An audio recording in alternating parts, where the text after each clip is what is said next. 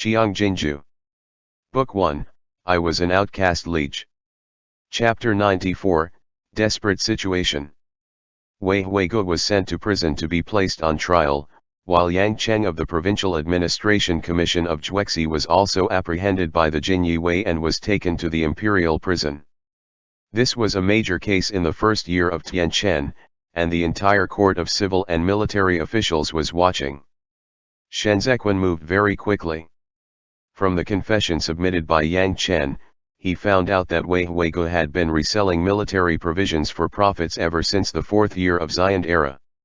Using his position as the Minister of Revenue, Wei Huigu would buy military provisions from Yang Chen each time he supervised the handling of the military provisions.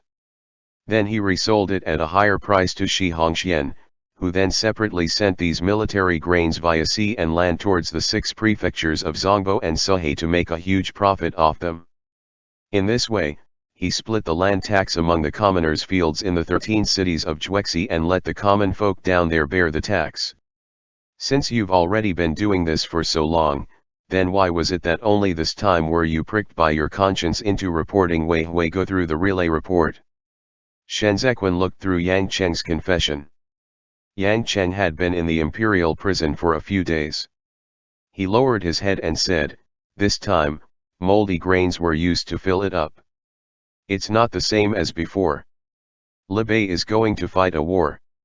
These grains would be the poison that causes the death of the soldiers at the frontier pass if they were sent over. I was afraid that something bad would really happen to the heir apparent of the Prince of Liege." There were no other people at the sides of the table. Xiao Qiye, who was sitting in the shadows, said all of a sudden, "You are so certain that these foods will reach the mouth of the heir apparent?" Yang Cheng shifted his arms uneasily. His lips turned pale as he said, "That's what I was afraid of. Although I'm greedy for wealth, I don't want to cause anyone to lose their lives." "Don't be afraid." Shenzhequan cast a glance at Xiao Qiye and softened his tone at Yang Cheng. "This place may be the imperial prison, but this is a case that is personally supervised and tried by His Majesty. If you have anything to say, you can voice them all out here." The contrast between both of them was stark. Yang Cheng gulped down his saliva. He was already a little dazed from the non-stop interrogation all night. He muttered, "I didn't know it." "I didn't." "What didn't you know?" Shenzhequan asked gently. "I didn't know that something would really happen to the heir apparent of the Prince of Liege." Yang Cheng began to choke with sobs as he spoke. "I didn't know. I was worried that the Liege armored cavalry would suffer a defeat because of this and let the Bianchi cavalry assault their way in once again." Xiao Qiye bent over slightly, his body like a vicious beast whose shadows loomed over Yang Cheng's face. He said in a frosty voice, "So you know this batch of military provisions can lead to the defeat of the Liege armored cavalry. Yet you still had them sealed and loaded up the carriages. You deserve to die." Yang Cheng grew terrified under Xiao Qiye's gaze. Stumped for words, he cried incoherently, "Your lordship! I plead guilty. I deserve to die." "You won't die." With compassion brimming in his expressive, upturned eyes on his jade-like handsome face, Shenzhequan said, "The main perpetrator is Wei Huigu in this case. He used his position to coerce you, and there was nothing you could do. I understand these difficulties of yours. His lordship understands it as well. Yang Cheng, you entered government service in the Yangji era. You have been an official in Juexi for half of your life, and you have made your way up to the post of Assistant Administration Commissioner. You are a capable man, as assessed from the Chu capital's inspection. Now that Zhang Qingshan has left Juexi to be transferred to Zhongbo as a provincial governor, the position of the Provincial Administration Commissioner of Juexi will be vacant. Going by age and experience, you will be the first choice for recommendation when the Ministry of Personnel is deliberating over it. You see, your future was supposed to be bright and yet you forfeited it all for that bit of money. It's not worth it." Hunching over, Yang Cheng sobbed. "I heard that you were from Bama province in your early years. Your family was poor and you lost your father at the age of 6.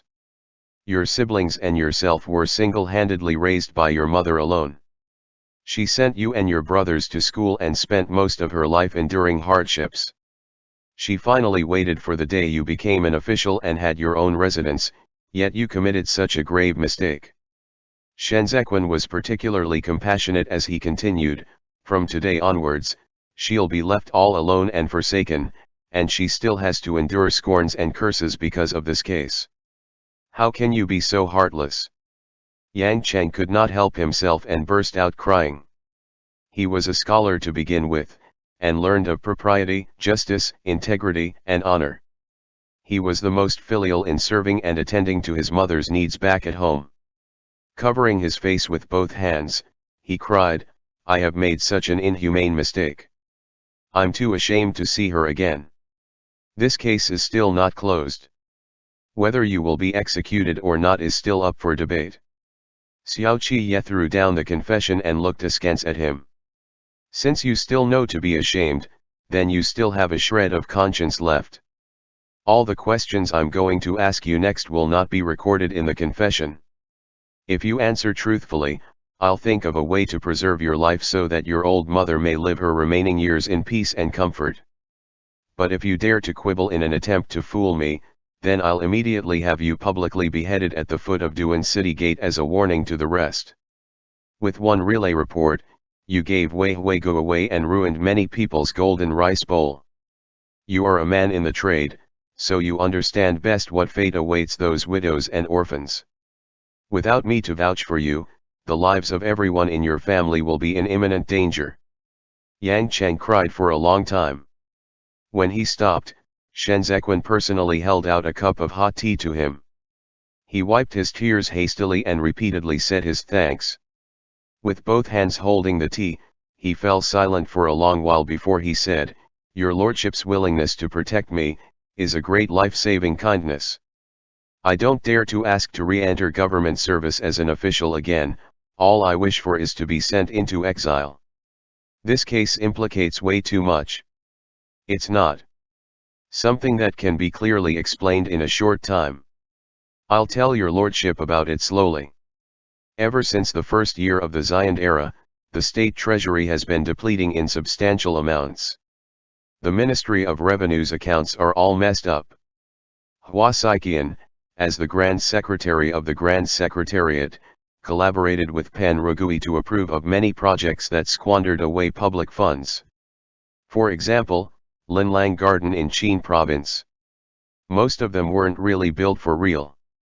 These gardens were merely just a pretext to pass through the Grand Secretariat's examination and gain its approval so that everyone could draw out money from the state treasury together. The collusion between officials and merchants for illegal gains was something everyone in the palace knew. The money really flowed like water flowing into these people's pockets. In the fourth year of Xian era, Wei Huigu dragged me into this. I'll be honest, your lordship. I know this money shouldn't be touched, but I had no choice. When local officials like us enter the capital, the Pan and Hua factions will take turns to call on us and ask for ice respect. No doubt you would have also heard of the widely spread practice of spending money to get a promotion those few years. The noble clans have the dignity of a noble clan to uphold. Those who are truly held back by all these ice respect and coal respect are officials from humble backgrounds like me. Without money, we can't enter the central administration. Without money, we won't have a job to do. That year, Juexi faced a locust plague, and not a single grain was reaped from the 13 cities. It was Zhang Qingshan who did all he could to shoulder this responsibility and save our lives. He forcibly opened up the commercial granaries to release food aid relief to the commoners, and this was how the situation did not deteriorate into a famine. It was also because of this that Zhang Qingshan became the thorn in the flesh of the prominent businessmen in Juexi. Chu Capital also knew this at that time. The debtors hunted him down to his residence, and his mother even had to weave fabrics to pay off the debt even at her age. But what debt was he repaying? We all know it very well that he was repaying the debt on behalf of the imperial court. But there was one thing that no one else but those of us from the Provincial Administration Commission of Juexi knew, and that was, the defeat of the Zongbo troops was too timely. Why do I say that? The state treasury was empty at that time, and Juexi had faced a calamity. Liege and Bianjun commandery still had to deal with the Biancha cavalry. The harvest of He province further down was dismal, too. People from the various areas were already starving to death at the beginning of the year. The Ministry of Revenue was forced into a corner, but they had no way to provide aid reliefs to the various areas because the state treasury had already been emptied out. Huasaiqian had to give the various regions an explanation, and Lianji of the Grand Secretariat was also looking into the accounts. In no time, Huasaiqian was caught between a rock and a hard place. This matter put him in a terrible fix. At that time, the Hua clan in Di province sold their manor, and it was the Shi clan who took over. We all know that Huasaiqian wanted to fill the state treasury back by doing this. He wanted to cover up the matter, but the amount of that size was not something he alone can fill in, and so, Huasaiqian began to collect his debt from the others. I don't know if Huasaiqian got his money back. But it was at this juncture that the Biancha cavalry suddenly launched an assault at Hashi River. Duan province's garrison troops suffered a crushing defeat, and Shenwei withdrew and holed himself up like a tortoise, leading to Zongbo's defeat one after another. Liege armored cavalry and Qidong garrison troops came from both sides to provide reinforcements. It was at the gate of Chu capital that they stopped the Biancha tribes from penetrating deeper. But although the homeland was reclaimed, the massacred cities had already turned into deserted ones. And Juexi's subsequent resupply of relief grains were precisely the grains of the 6 prefectures of Zongbo. Shenzequan abruptly rose to his feet. He stood in the darkness without saying a word. Xiao Qiye's heart went icy as well. He and Shenzequan had made so many assumptions in the past, but it had never occurred to them that the defeat of the Zongbo troops might be due to filling up the empty granaries at the back and pay off the debt for Huasaiqian and the officials who were caught in a difficult position owing to the state treasury investigation. That was more than 100,000 people. Shenzequan felt stupefied as he supported himself on the table and looked ahead as he said in a hoarse voice, That was the lives of 40,000 soldiers. Do you know what you are talking about? Shenzequan was caught off guard by what he had heard. He spent 6 years convincing himself that these people possibly died in the struggle for power. Those vivacious people, those young lives, all of them existed once, like Jimu. Duan province was the first door in. They all died so tragically. The singing reverberating in Hashi sinkhole was Shenzequan's nightmare that would haunt him for the rest of his life. The defeat of Zongbo troops led to countless of victims. No one went to collect the bodies of the soldiers who died in battle. Blood inundated the dreams of the survivors. In this oppressive atmosphere, Yang Cheng held his head and said, The filling of military grains this time really made me afraid. Zongbo still had the chance to be rescued, but Liege can only rely on the reinforcement from Loxia Pass. Once the Biancha cavalry breaches Liege, I'll become a sinner condemned through the ages. The defeat of Zongbo troops and the arrival of the Biancha cavalry were too coincidental. Hanshi tribe's transfer of their troops south was not a coincidence, it was because they received news. In that case, Hanshi tribe's encounter with Xiao Jiming at the Hanjian Eastern Mountain Range this time was definitely no coincidence either. There were people everywhere in Chu capital, Zongbo, Liege, and even Qidong, that could pass information to the 12 tribes of Biancha. They raised the 12 tribes of Biancha like they were raising a jackal so starving that it would lap up everything. And when necessary, they would let it into the territory to gobble up all the traces that could not be wiped clean. I don't know if there is anyone else in the central administration who is still doing such a thing. Yang Cheng said fearfully. But it's really a close call this time. There are already reserves in the state treasury, and the Grand Secretariat is also carrying out stringent audits on the Ministry of Revenue's accounts. It'd be selling out the state if the Biancha cavalry is released into our territory again. I don't know. I don't dare to bet on it. There are people monitoring my private correspondences, so I could only inform the Chu capital through the relay report. Since you want to report Wei Guo, Shen Zequan suddenly lifted up Yang Cheng. Why did you affix it with the Ministry of Revenue's tag when you sent out the urgent relay report? The very first moment this report enters the Chu capital, it would land in Wei Guo's hands. Yang Cheng lost his grip on the teacup. Under the sound of the porcelain cup shattering, he said in a trembling voice, "No, no. I had it affixed with the Ministry of Justice's tag." Shen Zequan was stunned. Looking fearful, Yang Cheng said in disbelief, "I'd no doubt die if this report were to land in Wei Guo's hands. I know that the Minister of Justice, Kong Chiu, is a courageous one. He isn't born from a noble clan, so he will definitely not put it off or cover it up for Wei Guo. That's why I triple-checked before dispatching it that it was tagged and addressed to the Ministry of Justice. We been had." Xiao Qiye grasped hold of Shen Zequan in support. The expression in his eyes was ruthless. Wei Guo isn't the culprit this time. When Wei Guo received the relay report, he knew that someone had already read the content. This was a silent coercion he had to turn himself in. End chapter. Qiang Jin Jiu.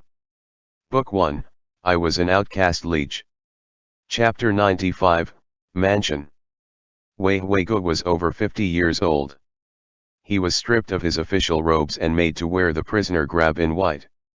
He was shackled with iron bars separating him and Xiao Qiye. No one had ever maltreated him in these past few days he had been put on trial. His hair, which had been tied up in a bun, was tidy, and his face was clean. It was just that he seemed to have aged by several years in just a few short days. He looked very haggard. The trial ended last night. Wei Guo sat on the chair and said to the both of them, "My confession has already been submitted, and I'm now waiting to be sentenced. What else do you want to ask? Embezzlement of state treasury funds, reselling of military provisions for illegal gains, and the poisoning of the generals at the frontier, all three charges are capital crimes." Xiao Qiye looked closely at Wei Guo. Wei Huixin has also been removed from his post and thrown into prison to await the impeachment order. The fall of your Wei clan's line of direct descendants took out 2 imperial court ministers along with it. How is it that you could bear to let it happen this time? This matter concerns Liege. Who would dare to bend the law and play favorites? There's no one to protect me. Wei Guo adjusted his sitting posture as if he was still sitting in the main seat at the Ministry of Revenue's office compound. He looked at Xiao Qiye. "Your father has now come out of obscurity to take up the mantle. His Majesty probably won't even dare to sleep these past few days. The Prince of Liege is still the same tough nut as he was back in those days. He knows what to do to give them a rap on the knuckles. You should have known that those military provisions were to be delivered to Liege when you were filling the military provisions up with moldy grains. But you still did it all the same, didn't you? At that time, you weren't the slightest bit afraid that there's no one protecting you." Xiao Qiye shifted a little and continued, "To send these things into my eldest brother's mouth, tampering with it was only the first step. When the grains arrived at Liege, you bribed the officials in charge of examining the granary so that they would close an eye and send those supply to the camps. This was the second step. Then you bribed the mess cooks of the Liege armored cavalry and mixed this poisonous stuff into the dishes before they were sent to the soldiers at the frontier pass for consumption. This was the third step." Xiao Qiye stopped and looked out of the corner of his eyes at Wei Guo. "These arrangements take time and effort. The moment an accident happened, you won't be able to deny your involvement in it. Not only will you not get away with it, you'll even be subjected to a probe by the Ministry of Justice, which will bring your crime of reselling military provisions for profits to light. You are not this kind of person." Wei Guo did not answer Xiao Qiye's question immediately. Instead, he looked at Shen Zequan, who had been sitting behind Xiao Qiye all this while. He laughed and pointed at Shen Zequan and stated, "Second young master Xiao has made progress, having been in Chu capital for 6 years. Back then, when you first entered the capital, you spent the whole day looking for fights and braying for blood. Vice Commander Shen knows this from experience, right? That's why I said Xiao Fangxiu is an iron fist to dare to put his son on the edge of the blade to polish. To be able to grow into a person that you are now, you really have to thank your father for that. Xiao Qiye looked at Wei Huigo with indifference. It was unexpectedly Shen Zequan who pushed aside the confession statement. With both hands slightly clasped together on the table, he said calmly to Wei Huigo without so much as a smile or frown, "That's right. You find it unfair to see such a Xiao Xian. Your son spent all day mixing with the brothel crowd during the years of the Xian era. By the time the Grand Secretariat had a change of personnel in the reign of Emperor Tianchen, it would have been insurmountably hard for him to enter officialdom through the imperial examinations even if he wanted to. You are already at this age. Yet the Wei clan does not have a descendant of direct lineage who is capable of keeping the Wei clan going. You placed your hopes on a marriage alliance, but it's a pity that the Fei clan knows that the Wei clan is on the decline, and Commandery Princess Zheyu eventually married into the Pan clan. In your post as the Minister of Revenue, you've repeatedly demoted and relegated newly appointed officials to remote areas. What you fear most was being replaced by the up-and-coming talents. Today, the Wei clan seemed to be still at the height of its power, but in truth, it is already water that is about to spill over with your death. The Wei clan is doomed to fall. Touching his shackles, Wei Huigo said, "The power of a clan is like the tides, whose rise and fall is a fact of the world. It thrives one moment and declines the next. All of it are predestined. There's nothing for me to regret when the time comes for the Wei clan. History has gone through several generation changes for as long as Great Zhou has existed to this day. Everything is ever changing, only the 8 great clans have not changed.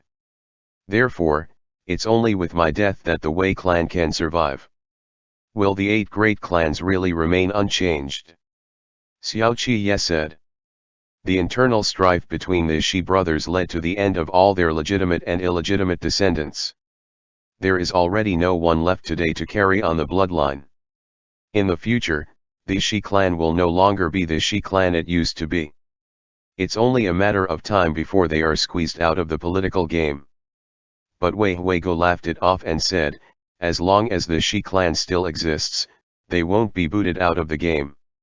Today, you kill Shi Hongxian, wanting to cut up the Shi clan's family fortune, yet you can't bear to give up the Shi clan's businesses, so you still have to continue to rely on others to put things in order for you. So tell me, is the Shi clan still considered dead then? They merely lost a helmsman at the head. This is a temporary predicament. As long as that eldest madam of theirs still wants to control the business under Shi's name, then when she finds a new flame in the future, the other party can only marry into the family and change his surname. The child they bear will still take on the surname Shi. And this is a new direct line of descendants that will continue the Shi clan's lineage." Candle wax dripped, like tears mottling the sides of it. Night was coming to an end. Silence reigned on the outside. Wei Huigo stood up, like an elder guiding intellectual discussions. "I have a question that I have always wanted to ask Xiao Fangxiu, but there is no more chance for me to do now, so I can only ask you. Xiao Qiye, your father came from a humble background. He experienced hardship at the frontier before he finally tided over the sea of suffering to possess his own turf and title. You call yourselves people who broke the shackles of the noble clans. But it has been 30 years now, and Liege and the Xiao clan have become a single inseparable entity. He came to have sons, too. You and Xiao Jiming are both legitimate sons born of the principal wife. To avoid disputes between the son of legitimate births born of the principal wives and illegitimate son born of concubines, he even refused to remarry or get a concubine. He turned Xiao Jiming and you into the only choices to lead the Liege armored cavalry. Isn't this precisely the impenetrable fortress built as a safeguard at the inception of a noble clan? You are now walking the same exact path as us." After a moment of silence, Xiao Qiye said, You think this way because you people can't seem to understand that there are people in this world willing to be tied down by love. My father doesn't remarry or take a concubine simply because he is only willing to exchange lifetime vows of conjugal bliss with my mother in this lifetime of his. Liege armored cavalry is a heavy cavalry he established. He understands this army better than anyone else. This is his third son, one that is far more important than my eldest brother and myself. All along, the ones who have been seeing my eldest brother and me as the only choices for Liege armored cavalry are you people. My being in Chu capital doesn't tether the Liege armored cavalry at all, only Xiao Fangxiu and Xiao Jiming. You still have not understood one thing. My father has indeed set up an impenetrable fortress around the position of the Liege armored cavalry's commander-in-chief. But that is not a bastion of iron to safeguard the status of a noble clan. Rather, it is a weight, a test, of whether one can truly become the chief commander of an army that could lead Liege armored cavalry into bearing the ravages of the elements against the fortress amidst those ceaseless confrontations with the Biancha tribes. 30 years ago, Xiao Fangxiu was the man who broke through this layer of fortress. 10 years ago, the one who did the same was Xiao Jiming. If someday, someone is similarly able to break through this layer of fortress, has no fear of hardships and suffering, and is willing to be forged and tempered in such a way, then, he shall be the new commander-in-chief of the Liege armored cavalry.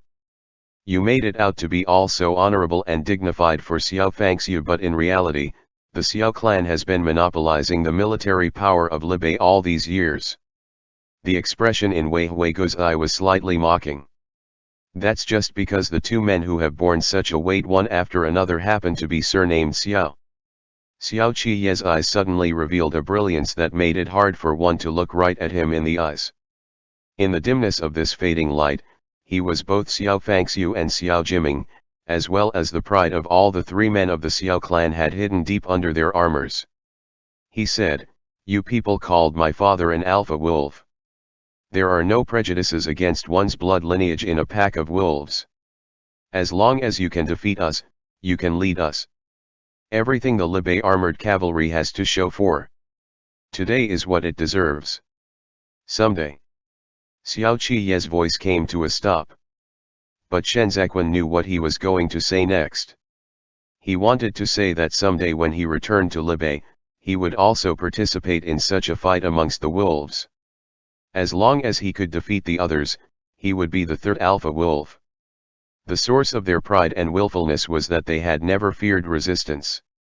This was Xiao Fangxiu's soul, and he taught this kind of spirit to both of his sons, as well as the Liege armored cavalry.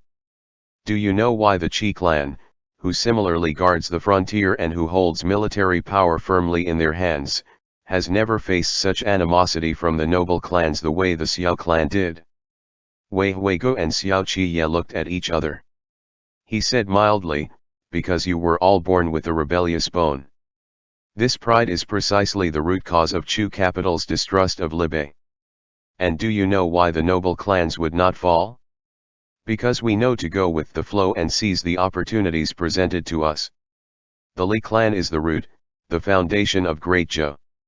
We surround it, see it born, let it grow. We alternate with one another and we give way to each other. We are the soil that sustains Great Zhou. The land you step on under your feet, and the sky you look at when you raise your head, they are the stability that arises as a result of the noble clans holding it together. All those who want to break such a stability are enemies." 26 years ago, the crown prince of the Li clan led the Eastern Palace in an attempt to break the status quo. That was naive. The crown prince didn't understand that once the noble clans collapsed, the Li clan would rapidly wither too. That was why he was sure to die. Hua Saiqian may die, as may Shi Hongxian. Same goes for me. But it's just our bodies that perish. The noble clan is not a world that can be overthrown by human power alone. Nobody, and I mean nobody, can defeat us. All these years, the only scholar of a humble background in the imperial court who truly broke through the siege to endanger us all is Liege. He used close to 30 years to lie low in patience. He has made his way up now, but does he dare to turn the world upside down without careful consideration? He rejuvenated the Imperial Academy and promoted scholars of humble backgrounds. Every step he takes is that careful and cautious, because he knows the outcome of using brute force to tussle will be the ruin of the empire. But how long can he still live? After his death, this phase will crumble and fall apart. It's impossible for him to succeed. Wei Huigu suddenly burst out laughing. He held onto the bars and looked at Shen Zequin. Qi Huilian led the Eastern Palace to act with haste and resolve. He would never let us off easily. He thought he could do it, but he ended up causing the death of the Crown Prince. All the geniuses in this world should learn to reflect on their shortcomings. He is a cautionary tale of political radicalism. Stop him. Shen Zequin suddenly rose. Xiao Qiye immediately reached out, but it was already too late. Wei Huigu started to cough violently. He bent over, cupping the blood in his hands, and lifted his eyes to look at both of them. Amidst his intense pain and with blood in his mouth, he said, "You can't win. You are doomed, doomed to fail." Xiao Qiye kicked the cell door open, hauled Wei Huigu up, and pinched his mouth open. The filthy blood within trickled down. Wei Huigu was just like the expiring candle in the wind. His limbs gradually stiffened amidst his convulsions, until he finally stopped moving, his eyes still open in a glare. The flame of the candle went out. Only the whimpers of the wind could be heard inside the prison. The imperial air. Xiao Qiye let go of the corpse and strode out. The sky was brightening up a little outside, although it was still shrouded with dense, dark clouds. The rainstorm that had stopped seemed as if it was about to make a comeback. Oppressiveness pervaded the air along with the sounds of chaotic footsteps. Xiao Qiye pushed the door open and saw the panic-stricken girls in the prison. The stench of blood came assailing their nostrils. All the boys had been killed, their bodies lying haphazardly on the ground. Sweat formed on Xiao Qiye's temples. He clutched his longly blade as his eyes swept across each of these terrified faces. He and Shen Zequin had not made their moves yet. So, who killed the imperial heir? Cool wind blew against Xiao Qiye's soaked back. He had yet to turn around when he heard the gallops of a horse. Amidst the jolts and bumps, Fu Man shouted in a panic, Your lordship. Please head into the palace quickly. His Majesty is in imminent danger.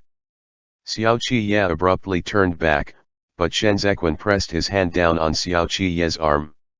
He was so calm that his gaze made Fu Man's limbs tremble. He asked, "What do you mean by imminent danger? Make yourself clear." With snot and tears running down his face, Fu Man cried, "His Majesty is critically ill. He is urgently summoning his lordship over for an audience with him. There is an important matter he wishes to entrust to his lordship." End chapter. Qiang Jin Jiu. Book 1, I Was an Outcast Liege.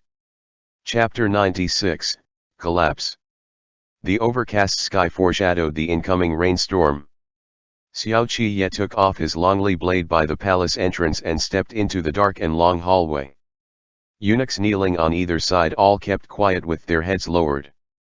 Silence befell inside and outside of Mingli Hall. With scuttling steps, Fu Man led Xiao Qiye to the door and lifted the curtains. The bed curtains within the bedchamber were not drawn up. There was a suffocating heat inside, mixed with the scent of blood. Fu Man whispered between sobs, "Your Majesty, look. His lordship is here." Liege Unhung answered from within and said, "Tell the rest to take their leave. I want to speak with the Marquis before the Secretariat elder arrives. Do not disturb us." Fu Man quietly exited with the other servants. Ian, Liege Unhung seemed to have shifted his body. He said, "Pull the bed curtains open." Xiao Qiye raised his hand and pulled the hanging curtains back. The bed was stained all over with blood. Liege Unhung looked as if he was soaking in a pool of filthy color. His chest heaved as he struggled to gasp for breath. Brother, Li Jianheng's pale face was full of tears and sweat. He wiped off the sweat with his trembling hand but smeared his entire face with blood instead. Where the heck have you been? The anxiety is killing me. Miru was lying beside Li Jianheng. She was dead. Xiao Qiye suddenly felt a little sad. Even though he knew this meeting was a trap, he still agreed to this invitation just to live up to this title of brother from Li Jianheng. The brotherhood of their reckless youth was already crushed and shattered to smithereens under the unforgiving will of power, yet in this moment, it seemed as though it was glued back together again. He felt as if he had returned to the past. He hung up the curtains and said in a raspy voice, "It was very windy on the way here, and there were too many people on Jinwu Street, which made it inconvenient to ride a horse." Li Jianheng raised the hand that was covering up his wound and looked at where he was stabbed. He said, "You have been a good brother to me. You clearly knew this trip was dangerous, yet you still came. It is not in vain that this Li Jianheng could be best friends with you." Xiao Qiye pulled over a chair to sit down and looked at Li Jianheng as the jut in his throat bobbed several times. He said, "I had already told you a long time back that she was not a good match for you. But I liked her so much." Li Jianheng blankly rubbed the blood between his fingers. "I thought she liked me too. Fuck.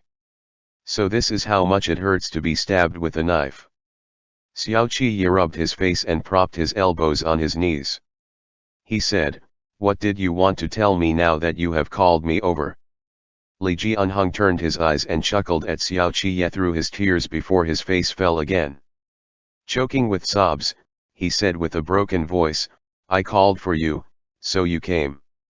The fuck is wrong with you, Xiao Xian? Do you know that it's full of people out there, waiting for you with swords in their hands?" Just like Xiao Qiye had done when he was resolving tough situations for him in the past, he calmly nodded and said, "I know." Li Jianheng forced down a sob and said, "If you didn't come, I'd not have to apologize." Xiao Qiye's eyes reddened. He said, "You are the emperor. There is no need for the emperor to apologize." Li Jianheng covered his wound and bawled his eyes out while shaking his head. He sobbed, Brother, I really wanted to be a good emperor.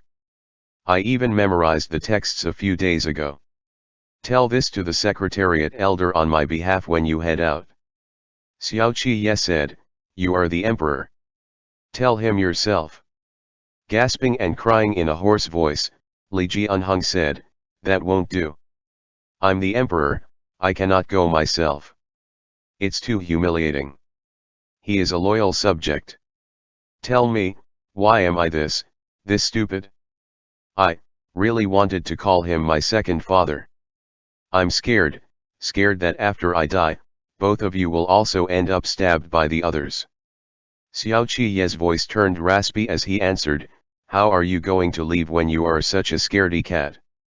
Li Jianheng gestured, "Imperial brother is waiting for me.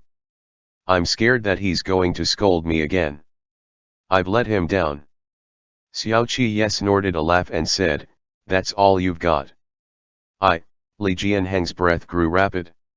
He pursed his parched lips again and again, then said, "I've let you down, too. I've not stood by you enough. We are both in situations that we have no control over. I really regret it. Xian, leave. When you get outside, just go. Get on your horse and go home. I have nothing to give you, but it's also a shame not to gift you anything." Xiao Qiye rubbed his face again. Li Jianheng raised a finger and pointed toward the wall. He muttered indistinctly, that bow, is what you helped me obtain from Imperial brother. But fuck, I can't even pull it. Take it with you.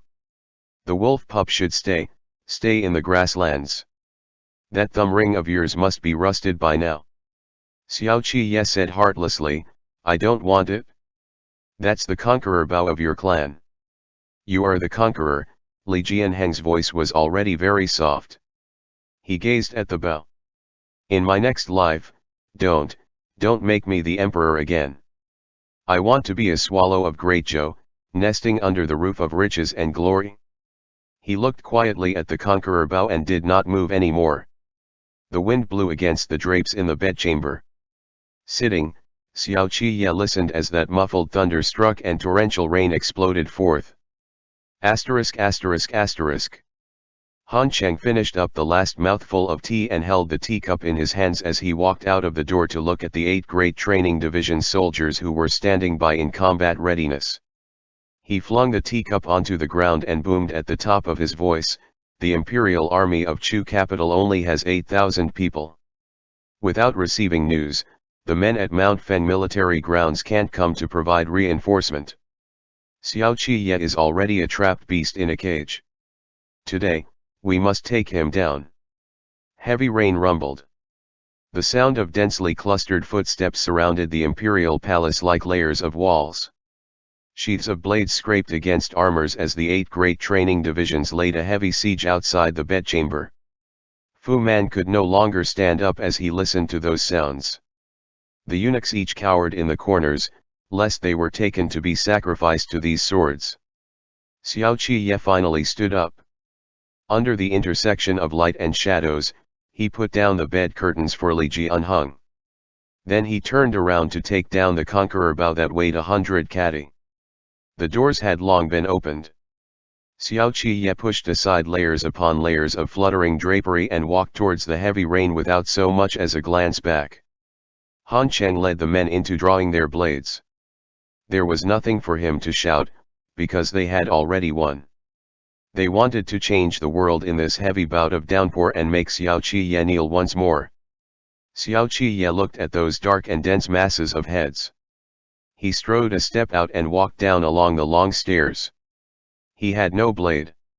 When the rainwater wiped off his indifference, he was already clashing with that group of people. He held out the conqueror Bao horizontally to intercept the blades, then pushed back against the wall of people into a retreat with an unrelenting, indomitable aura that suppressed the roar of the torrential rain. Shenzhequan spurred his horse across the street, with the Jinyue and Imperial Army behind him like a red serpent as they crashed through the palace gates under the flashes and glints of their blades and galloped their way within. The entire palace was already surrounded by armors. Pandemonium broke loose as the sound of fighting and killing at close quarters filled the air. The influx of horses sped up the fighting. Ignoring the sea of people, Lang Tao Shuijin charged right for Xiao Qiye. Xiao Qiye used the momentary opening to flip atop the horse and caught hold of his longly blade, which Shenzhequan had tossed over. Xiao Qiye suddenly drew his blade and said, "Chu capital is not the hometown in my dreams. I'm going home today. Whoever dares to stand in my way, I'll kill him." With that, he clamped the horse tightly with his legs and drew blood with a brandish of his blade. With the torrential rain pouring down on them, Xiao Qiye forcibly killed a bloody path out. The battlefield retreated from the palace interior to the streets. Seeing as the situation did not look good, Han Cheng hurriedly shouted, "Guard the city gate to the death. We mustn't let this vile spawn who killed His Majesty and plotted a rebellion leave tonight." How could the 8 great training divisions be a match against the Imperial Army? Even if they had more men, they were still afraid to death as the master of these wolves and tigers forced them back into a retreat. The city gate had long been shut. Shenzhequan held his blade and went up the city wall first. He kicked over the obstructions in his way and told his men to open the city gate. That tightly shut gate lifted with a rumble. Beyond that curtain of rain was the home Xiao Qiye had been longing for more than 6 years. Han Cheng turned back and shouted, "Hurry and bring him over." Xiao Qiye's horse had already galloped out of the city. He raised a hand to motion for Ding Tao to take the men and rush towards the military grounds at Mount Feng. They had to take these 20,000 men from the Imperial Army away with them. He turned his horse around amongst the crowd of people, and opened up his arms to Shenzhequan, who was at the top of the city wall, and said to him in a deep, somber voice, "Lanzhou, come with me." But the Jinyue stood tall and still. In the heavy rain, Shenzhen held onto the battlement of the wall and gazed at Xiao Qiye as if he wanted to get a full, clear look at him. The 8 great training divisions had swarmed up again and were about to pursue their way out of the city gate. That highly suspended city gate let out a muffled groan, as if it could not hold up to gravitational force. Iron chains swiftly recoiled, and the city gate went crashing down with a thunderous bang. Xian. Shenzhen raised his voice and said gently to him through the heavy rain. Go home. Xiao Qiye felt as though his heart had been plunged in icy water. He clenched the reins tightly, already spurring his horse back. The city gate slammed onto the ground with a thud, completely cutting off the path of the pursuing soldiers from the 8 great training divisions, keeping them within the city, and also completely shutting Xiao Qiye out on the other side of the gate. Xiao Qiye shouted himself hoarse, as if he was a beast that had been enraged, Shen Lanzhou. Shenzhen did not look at Xiao Qiye again. Instead, he turned around to look at Han Cheng and that densely packed troop of soldiers. Han Cheng turned his head and spat out a mouthful of saliva. He said in a ferocious voice, Shenzhen, you've ruined things for me. Do you think you are worthy to call yourself Jin Yue? Shenzhen looked down on him and said in a frosty voice, under Ji Wufen, the Jin Yue have always been heroes of indomitable spirits and clear consciences. You people lay a trap and conspire to murder the Son of Heaven. Han Cheng, it's entirely justified for me to kill you. Han Cheng threw his head back and laughed out loud. He said, you are nothing but the last evil remnant of the Shen clan. I treated you well, having guided and supported you many times, and this is how you repay me? Here. Bring the man over and show him to Vice Commander Shen. A disheveled Qi Huilian was dragged out.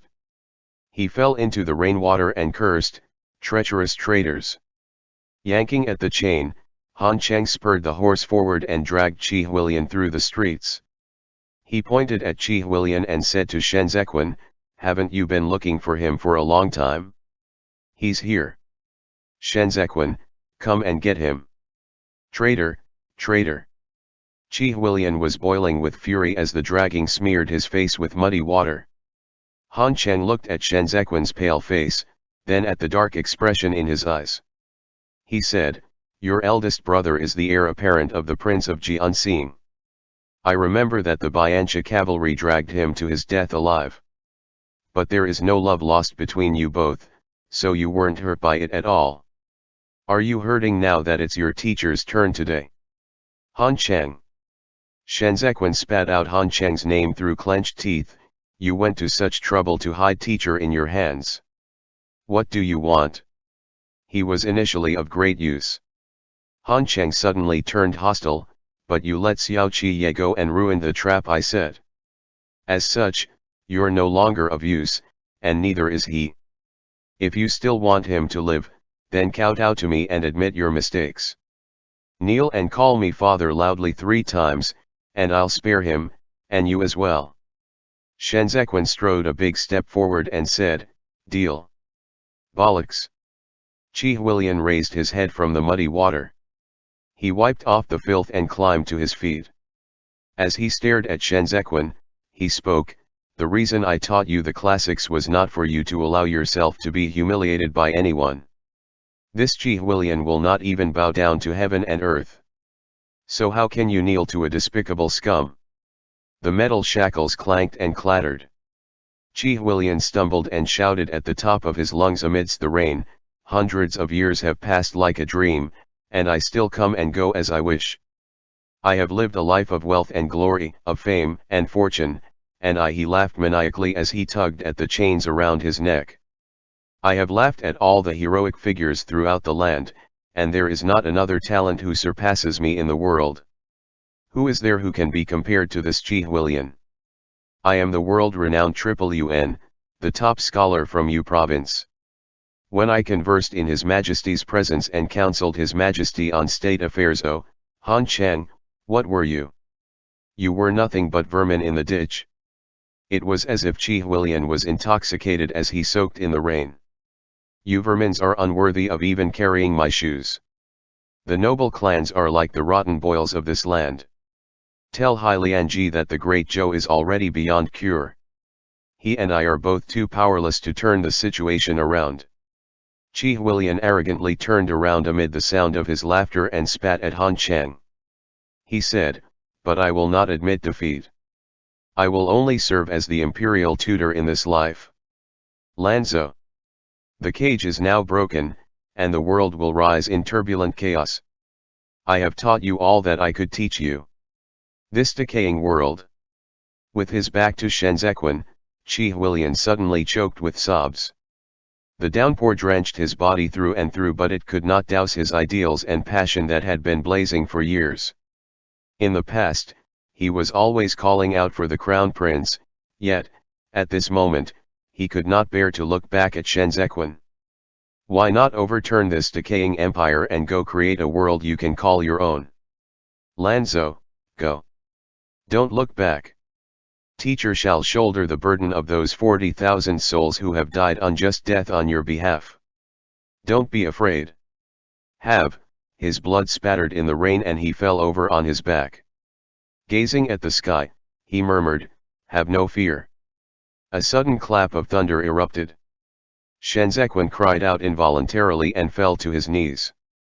He stared blankly in a daze, giving the heavy rain free rein to land blows on him. In that endless silence, his mask was utterly torn to pieces. He finally let out the first howl of despair in 6 years. There was already no more sanity left in those reddened eyes of him. He clenched Yang Shenshui and suddenly drew his blade. Han Chang. He hated this empire to death. He also loathed these faces to death. Shenzhequan propped himself up from the ground. Yang Shenshui slashed through the droplets of rain and flung out blood from among this heavy siege. He killed one, then killed another.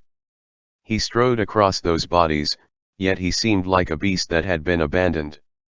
His blade sliced across throats, so swiftly that it seemed like a stream of mercury.